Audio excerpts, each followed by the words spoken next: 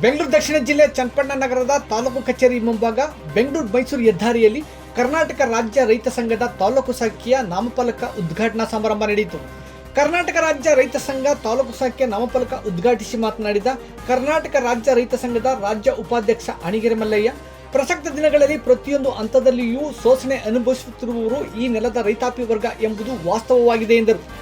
ರೈತರ ಸಮಸ್ಯೆಗಳು ಜ್ವಲಂತವಾಗಿದ್ದು ನಮ್ಮ ಸಮಸ್ಯೆಗಳನ್ನು ನಾವೇ ಬಗೆಹರಿಸಿಕೊಳ್ಳಬೇಕಾದ್ದು ಅನಿವಾರ್ಯವಾಗಿದೆ. ಈ ನಿಟ್ಟಿನಲ್ಲಿ ರೈತ ಸಂಘಟನೆಗಳು ಜಾಗೃತಿಯಾಗಬೇಕಿದೆ ಎಂದು ತಿಳಿಸಿದರು.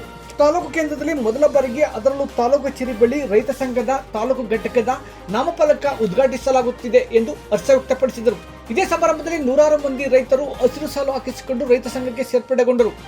ತಾಲೂಕು ರೈತ ಸಂಘದ ನಾಮಫಲಕ ಉದ್ಘಾಟನಾ ಸಮಾರಂಭದಲ್ಲಿ ಹಿರಿಯ ನಾಯಕರಾದ ಗಾಂಧಿವಾದಿ ಕೆಂಗಲ್ ರುದ್ರಪ್ಪ, ಬೆಂಗಳೂರು ದಕ್ಷಿಣ ಜಿಲ್ಲೆಯ ಗೌರವಾಧ್ಯಕ್ಷರಾದ ತಿಮ್ಮೇಗೌಡರು, ರಾಜ್ಯ ಮಹಿಳಾ ಮುಖಂಡರಾದ ರಮ್ಯಾ, ಜಿಲ್ಲಾಧ್ಯಕ್ಷರಾದ ಕೃಷ್ಣಪ್ಪ ಎಚ್.ಸಿ, ಜಿಲ್ಲಾ ಕಾರ್ಯದರ್ಶಿ ನಾಗರಾಜು, ಜಿಲ್ಲಾ ಉಪಾಧ್ಯಕ್ಷರಾದ ಎಂ ರವಿ, ರಾಮನಗರ ತಾಲೂಕು ಅಧ್ಯಕ್ಷರಾದ ಕುಮಾರ್, ಚನ್ನಪಟ್ಟಣ ತಾಲೂಕು ಅಧ್ಯಕ್ಷರಾದ ವಿಜಯ್ ಕುಮಾರ್, ಕಾರ್ಯದರ್ಶಿ ವೆಂಕಟೇಶ್, ತಾಲೂಕು ಉಪಾಧ್ಯಕ್ಷರುಗಳಾದ ಮರಿಗೌಡ, ವೆಂಕಟಪ್ಪ, ಶಿವಣ್ಣ, ಸಂಚಾಲಕರಾದ ಎಲ್ ಶಿವಪ್ಪ, ಉಪಾಧ್ಯಕ್ಷರಾದ ಧನಂಜಯ ಹಾಗೂ ಹಲವಾರು ಮಂದಿ ಮುಖಂಡರು ಹಾಜರಿದ್ದರು.